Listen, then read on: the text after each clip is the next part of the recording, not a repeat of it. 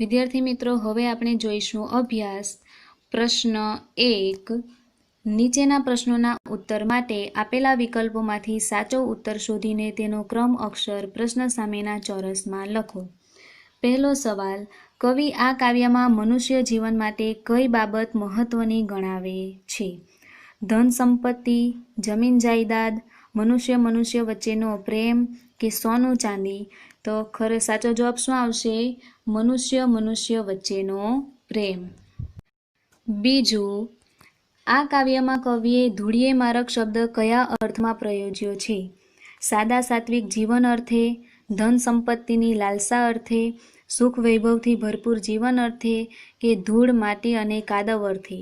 તો સાચો જવાબ શું આવશે? ધૂળીએ મારક એટલે સાદા સાત્વિક જીવન અર્થે. ત્રીજું, કવિ ઉપરવાળી બેંક કોને ગણાવે છે? ઈશ્વરને, આકાશને, દેના બેંકને કે સ્ટેટ બેંકને? તો સાચો જવાબ આવશે ઉપરવાળી બેંક એટલે ઈશ્વરને. ત્યાર પછી પ્રશ્ન 2. નીચેના પ્રશ્નોના 1-2 વાક્યમાં ઉત્તર આપો. પહેલો સવાલ, મનુષ્ય બીજા મનુષ્યને કેવી રીતે મળવું જોઈએ?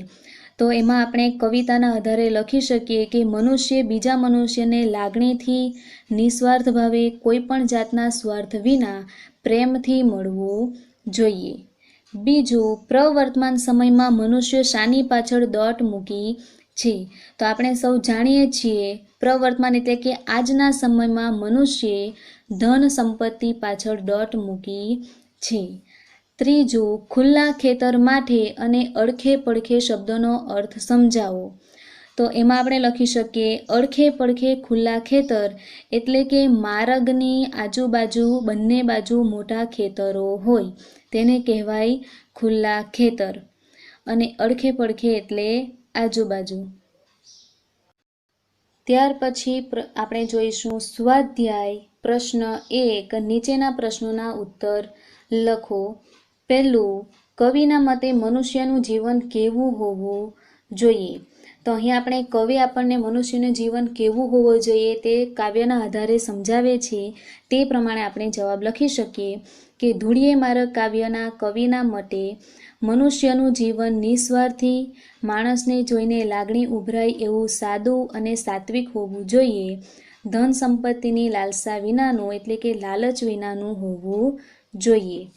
બીજું, કાવ્યમાં પ્રશ્નાર્થવાળી પંક્તિઓ કઈ કઈ છે તેનાથી કાવ્યમાં કયો ભાવ જગાડાયો છે?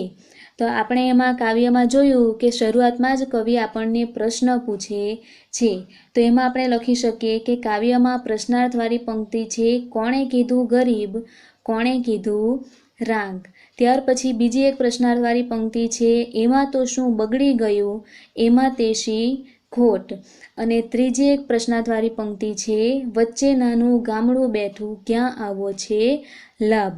હવે આ પંક્તિમાંથી આપણે કયો ભાવ જાગ્યો છે એટલે કે આમાંથી આપણને કયો વિચાર મળે છે એ આપણે જોઈએ. તો અહીં પહેલી પંક્તિમાં ઉત્તમ વિચાર છે કે મનથી ગરીબ અને પૈસાદારનો ભેદ ન રાખવો. કવિ અહીંયા શું કહે છે કે કોણે કીધું ગરીબ ને કોણે કીધું રાંક? એટલે આપણે મનથી જ વિચારી લઈએ છીએ કે આપણે ગરીબ છે કે આપણે નિર્બળ છીએ. આવો ભાવ આપણે મનથી રાખવો જોઈએ નહીં. બીજી પંક્તિ છે એમાં તો શું બગડી ગયું, એમાં તે શી ખોટ? તો બીજી પંક્તિમાં કહ્યું છે કે ઈશ્વર સાથે છે તો આપણને કોઈ પ્રકારની ખોટ જવાની નથી. એટલે ઈશ્વર પર વિશ્વાસ રાખીને આપણે જીવન જીવવું જોઈએ. જો થોડા પૈસા આપણી પાસે ન હોય કે થોડીક નોટો ન હોય તો આપણને કોઈ ખોટ જતી નથી કે એમાં કંઈ બગડી જવાનું નથી. અને ત્રીજી પંક્તિ છે વચ્ચે નાનું ગામડું બેઠું ક્યાં આવો છે લાભ? તો આ ત્રીજી પંક્તિ શું દર્શાવે છે? પ્રકૃતિ, કે ખરેખર આજુબાજુ ખુલ્લા ખેતરો હોય, ઉપર નીલું આકાશ હોય અને એક નાનકડું વચ્ચે ગામડું હોય તો આવો પ્રકૃતિનો લાભ પણ મનુષ્ય લઈ શકે. ક્યારે? જો એનું ભાગ્ય એવું હોય તો. એટલે આ ત્રીજી પંક્તિમાં પ્રકૃતિની વાત કરવામાં આવી છે. ત્રીજું, ધૂળીએ માર્ગ એટલે શું? આ માર્ગે ચાલવાના કયા કયા લાભ કવિ ગણાવે છે? તો એમાં આપણે લખી શકીએ ધૂળીએ માર્ગ એટલે ધન સંપત્તિની લાલસા વગરનો સાદો અને સાત્વિક માર્ગ. અને આ માર્ગે ચાલવાથી આપણને શું લાભ થાય? તો એમાં કવિ કહે છે કે આ માર્ગે આપણે ચાલીએ અને આ રીતે આપણી જેમ બીજા પણ ચાલતા હોય એવો સાથ મળી જાય તો સુખ દુઃખ ભર્યું જીવન પસાર કરવાની મજા આવે. એટલે કે આપણા જેવો જ માર્ગ અપનાવનાર વ્યક્તિને આપણે આપણા સુખ અને દુઃખમાં સામેલ કરી શકીએ અને એમની સાથે આ સુખ દુઃખ ભર્યું જીવન પસાર કરવાની મજા આવે. પ્રકૃતિનો લહાવો લેવો એ પણ એક ભાગ્યની વાત છે. આજુબાજુ ખુલ્લા ખેતર ને ઉપર આકાશ મળે અને નિસ્વાર્થ રહેનાર માણસો આ માર્ગ પર મળે છે. એટલે ધૂળીએ માર્ગ ચાલવાના આવા લાભ કવિ ગણાવે છે. ચોથું, કવિ પાસે શું નથી એની એમના મન પર શી અસર છે. તો એમાં આપણે લખી શકીએ કે ધૂળીએ માર્ગ કાવ્યના કવિ પાસે થોડી નોટ અને થોડા સિક્કા નથી. ઈશ્વર સાથે છે એટલે કશું ખરાબ થવાનું નથી, કશી ખોટ જવાની નથી એવું જ કવિ મનથી વિચારે છે. એટલે કવિને ક્યારેય થોડાક નોટ કે થોડાક સિક્કા એમની પાસે નથી તો એની ક્યારેય કવિને દુઃખ થતું નથી, કારણ કે કવિને ઈશ્વર પર પૂરેપૂરો વિશ્વાસ છે કે ઈશ્વરનો સાથ હશે તો ક્યારેય કોઈ ખોટ નહીં જાય અને ક્યારેય કંઈ ખરાબ થાય નહીં. ત્યાર પછી પ્રશ્ન 2, જૂથમાં ચર્ચા કરો. એટલે તમારે ભેગા થઈને ચર્ચા કરવાની છે, પરંતુ અત્યારે આપણે જાતે જ વિચારીને આ ટોપિક પર ચર્ચા કરવાની છે. પહેલો પ્રશ્ન છે, પ્રકૃતિથી વિમુખ થવાથી આપણે શું શું ગુમાવીએ છીએ. તો એના વિશે આપણે જાતે જ વિચારવાનું છે કે પ્રકૃતિથી વિમુખ થવાથી આપણે જીવન જીવવાનો આનંદ ગુમાવીએ છીએ.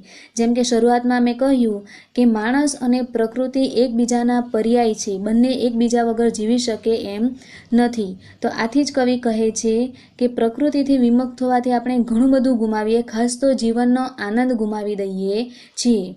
પ્રકૃતિના ખોળે વિહરતા પક્ષીઓને જોવાનો લહાવો ન મળે, પ્રકૃતિમાં પર્વતમાં અસ્ત ઉદય પામતા સૂર્યને જોવાનો લહાવો ન મળે, નદી ઝરણા ન જોઈ શકાય, નદી પર્વત જંગલના વૃક્ષો જોવાનો લહાવો ન મળે. તો પ્રકૃતિથી વિમુખ થવાથી આપણે ઘણું બધું ગુમાવીએ છીએ. બીજું, સંતોષી નર સદા સુખી. તો એના વિશે આપણે ચર્ચા કરીએ તો પ્રસ્તુત પંક્તિમાં કવિએ એક સારા ગુણની વાત રજૂ કરી છે. માણસ સુખ અને દુઃખના ચક્રમાં ફર્યા જ કરતો હોય છે. મનુષ્ય બીજાનું સુખ જોઈને દુઃખી થતો હોય છે. જેમ કે આજનો વ્યક્તિ પોતાના સુખથી સુખી નથી, પરંતુ બીજાના સુખથી જોઈને વધારે દુઃખી છે. સુખી માણસોની ધન સંપત્તિ અને ભૌતિક સુખ સગવડ જોઈને તે દુઃખી થતો હોય છે. કોઈ પણ વ્યક્તિ કોઈ પણ બાબતમાં સંતોષી રહેશે તો તે હંમેશા સુખી રહેશે. એટલે મનુષ્ય પાસે ગમે એટલું ધન આવે પરંતુ એનામાં સંતોષ નામનું ધન નથી. એટલે અહીંયા કવિ કહે છે કે જો એનામાં સંતોષ હશે તો એ હંમેશા સુખી જ રહેશે. સંતોષ એ સુખી જીવનનું પ્રથમ પગથિયું છે. સંતોષી વ્યક્તિને કોઈ દુઃખ સ્પર્શ કરી શકતું નથી. વધુ ઈચ્છા રાખનાર માનવી દુઃખી થાય છે. જેમ કે આપણે જાણીએ છીએ કે મનુષ્યની ઈચ્છાઓ અમાપ છે. એક ઈચ્છા પૂરી થાય એટલે બીજી ઈચ્છા તરત જ પ્રગટ થઈ જ જાય છે. પરંતુ જો આપણામાં સંતોષરૂપી ધન આવી જાય, એટલે કે આપણામાં સંતોષ હોય, તો આ બધી ઈચ્છાઓ મરી પરવારે છે અને વ્યક્તિ જાતે જ સુખી થાય છે. એટલે અહીંયા કહ્યું છે કે વધુ ઈચ્છા રાખનાર વ્યક્તિ હંમેશા દુઃખી જ થાય છે. જેમ કે ગાંધીજી, મોહનલાલ પંડ્યા, રવિશંકર મહારાજ વગેરે મહાન વ્યક્તિઓ સંતોષપૂર્ણ, કરકસરભર્યું અને સાદગીવાળું જીવન જીવવાના ઉદાહરણ રૂપ છે. આવા ઘણા બધા એવા મહાનુભાવો છે જેમણે પોતાના જીવનને સંતોષપૂર્ણ બનાવ્યું હતું. આમ આ પંક્તિમાં સંતોષથી જીવન જીવવાની કળાની વાત થઈ છે અને હાલના મનુષ્યને આ સંતોષરૂપી ધન મેળવવું ખૂબ જરૂરી છે. ત્યાર પછી ત્રીજો સવાલ છે, હું માનવી માનવ થાવ તો ઘણું. ખૂબ મહત્વની પંક્તિ છે. પ્રસ્તુત પંક્તિમાં આજના પ્રવર્તમાન યુગમાં માનવતા મરી પરવારી છે તેને અનુલક્ષીને આ ચોટદાર પંક્તિ રજૂ થઈ છે. સમાજમાં મનુષ્ય વચ્ચે ઊંડી ખાઈ વધતી જાય છે. આપણે જોઈએ તો ભાઈ વચ્ચેના સંબંધો પણ એટલા સારા રહ્યા નથી. એટલે મનુષ્યને એકબીજા પ્રત્યે એવી ઈર્ષાનો ભાવ પેદા થઈ ગયો છે કે એમનામાં માનવતા હવે મરી પરવારી છે. મનુષ્ય ધન દોલત સંપત્તિ મોહમાયામાં એટલો બધો રચ્યો પચ્યો રહે છે કે તેને બીજા મનુષ્ય માટે સમય જ નથી. માનવીની લાગણી તો એ ક્યાં સમજી શકે? આજનો યંત્રવત માનવી બીજા માનવીને મદદ ક્યાંથી કરે? તેથી જ કહેવાયું છે કે હું માનવી માનવ થાવ તો ઘણું. પોતાના સ્વાર્થ માટે એ કેટલું નુકસાન કરી નાખે છે. આમ કવિ અહીં સમજાવે છે કે મારે કશુંએ થવું નથી કે કશુંએ બનવું નથી, માત્ર હું માનવી માનવ બનવું તોય ઘણું છે. ત્યાર પછી પ્રશ્ન 3, ઉદાહરણમાં આપેલા પ્રાસયુક્ત શબ્દો વાંચો અને એવા અન્ય શબ્દો કાવ્યમાંથી શોધીને લખો. જેમ કે અહીંયા રાંક અને આંક. તો આવા જ આપણે કાવ્યમાં પ્રાસ એટલે કે જે છેલ્લા કે વચ્ચે જ્યાં પ્રાસ બેસતો હોય, એક સરખો ઉચ્ચાર થતો હોય એવા શબ્દો આપણે શોધીને લખવાના છે. તો જુઓ, અહીંયા પહેલું હતું રાંક અને આંક. તેવી જ રીતે નોટ અને ખોટ, માલમમાલ અને કાલ, સાથ અને બાથ, આભ અને લાભ, હેત અને પ્રેત અને વહાલ અને ચાલ. ત્યાર પછી પ્રશ્ન 4, નીચેના શબ્દોના સમાનાર્થી શબ્દ લખો. પહેલું છે માર્ગ. માર્ગ એટલે માર્ગ કે સડક. હેત એટલે લાગણી અને પ્રેમ.